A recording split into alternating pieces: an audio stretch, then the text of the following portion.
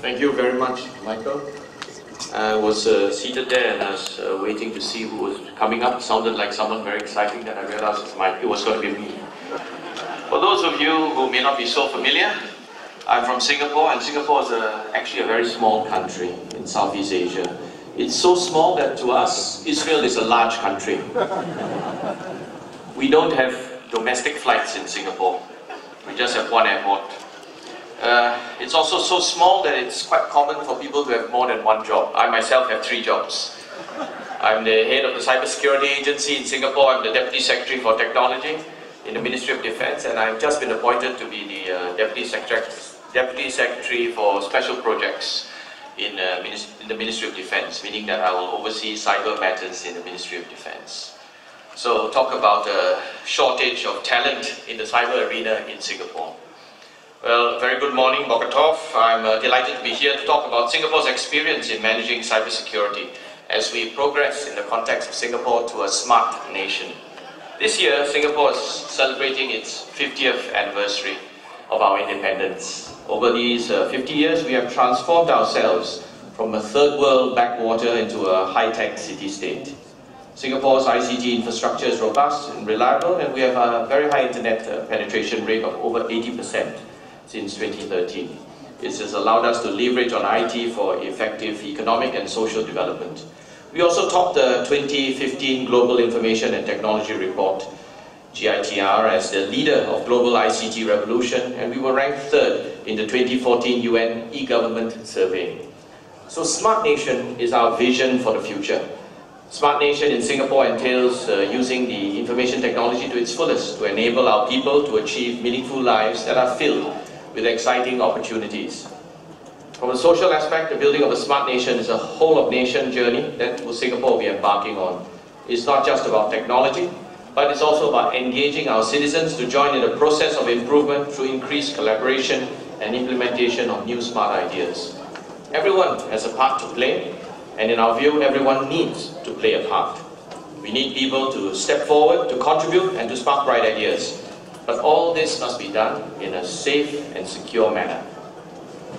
From the legal privacy policy angle, there will be significant security concerns surrounding the protection of increasingly large amount of data that comes in the growth of our smart nation, especially data related to personal privacy and national security. So everyone in Singapore sees Smart Nation as a great opportunity, but from my perspective, it's just another bigger headache. We have to secure this data and also safeguard the rights on how this data is to be shared or used. Policy needs to be in place to ensure that data custodians remain responsible for the usage and distribution of the collected data. We'll also need to regulate the usage of sensors to prevent any misuse that could expose an individual's behavior or actions in real time. We talked about the Internet of Things. Imagine your smart refrigerator telling you to stop buying ice cream because the smart armchair in your living room that you sat in a while ago just took your body fat measurements and broadcast it to the surrounding appliances. Any appliance that is interested in knowing how fat you are. And this may also include your neighbor's refrigerators. Well, at one level, all this has serious privacy implications here. But I think that the more depressing one is that the fact that your trips to the refrigerator will no longer be as pleasurable. As we progress towards a smart nation, we will see more and more online applications with densely interconnected systems. Our databases will become increasingly interconnected, and our cyber risk exposure will inevitably increase. If we do not recognize and manage such risk, it will lead to cyber attacks with consequences that can be detrimental to the nation's well-being, not to mention our ability to indulge in ice cream when we want to. Singapore has seen its share of cyber incidents. In September last year, hackers breached the customer database of a reputable karaoke chain. Karaoke, karaoke in the US, it's singing with accompanying music. It posted the personal data details of over 300,000 members online. It was a surprising event in Singapore. For me, I was surprised to discover that there were even 300,000 people who patronized the karaoke chain regularly. In the same year, A major telco in Singapore had to suspend an online application due to a potential website breach. One of its customers reported that he could hack into the site and access the personal data of its customers. The online application was temporarily suspended. Fortunately, in this case, the impact was minimal and the problem was rectified in time. The risk exposure is, however, real and impact could have been significant. With the proliferation of smart mobile devices, as was mentioned before, cyber attacks are becoming increasingly sophisticated and diverse. Malicious mobile applications can be found in both Google Play and Apple Store. These applications allow hackers to steal private information without the owner's knowledge or gain unauthorized access to devices. And so as we push services to these end devices, we have to be aware that they could be unsecured and easily compromised. So what is Singapore's approach to counter these challenges? Cyberspace is just too vast and challenges for any single entity to have complete visibility or oversight. I found it quite amusing just now when the Qualcomm speaker said that industry can't do it alone. Singapore is a very efficient civil service, and from our perspective, we would like to say that government can't do it alone. Singapore's approach to counter the cybersecurity challenges extends beyond the efforts of the government in what is holistically termed as a whole-of-society approach towards cybersecurity. The government lays the foundation by building the infrastructure and facilitating different parties to contribute and innovate in the area of cybersecurity. For example, we've established the Personal Data Protection Commission, PDPC, to enforce the Personal Data Protection Act.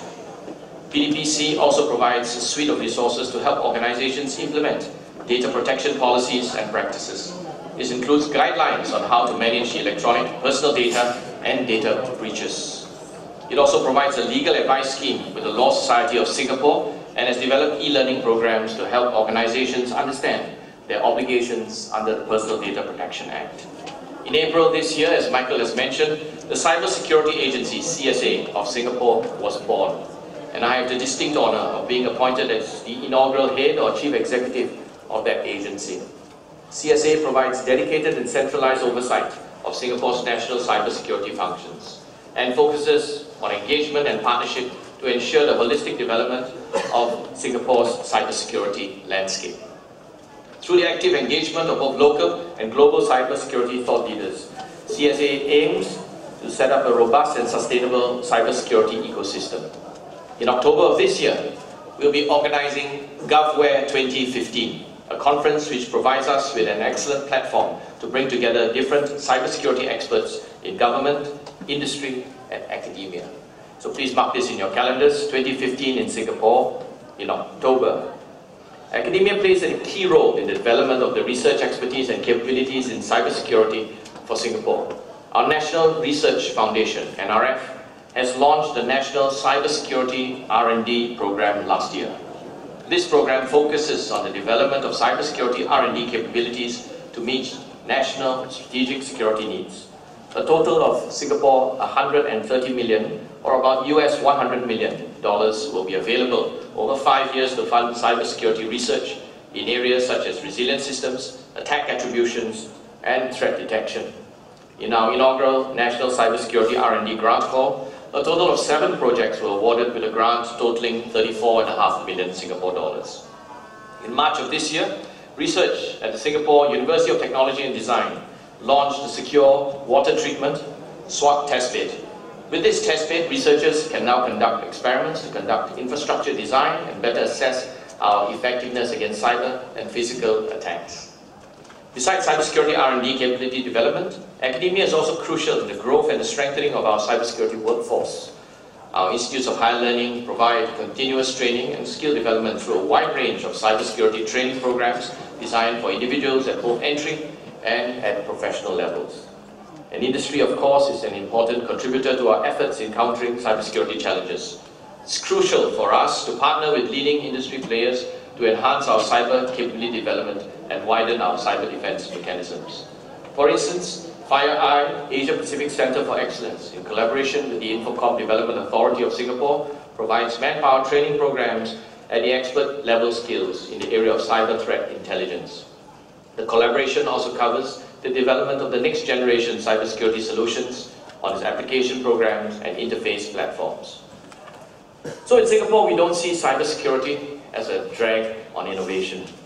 Our aim is to recast and to reframe our mental models and position cybersecurity as an enabler to leverage on technology fully. We see cybersecurity as a crucial enabler which will allow us to confidently progress towards our vision of a smart nation. And we can only strengthen our cybersecurity foundations through continuous efforts in technological development, active engagement with both local and global cybersecurity professionals. In closing, I'd like to extend a warm welcome to you, all of you in this room, and your colleagues to GovWare 2015, to be held on the 6th to the 8th of October in Singapore. And we look forward to seeing you in Singapore. Thank you very much.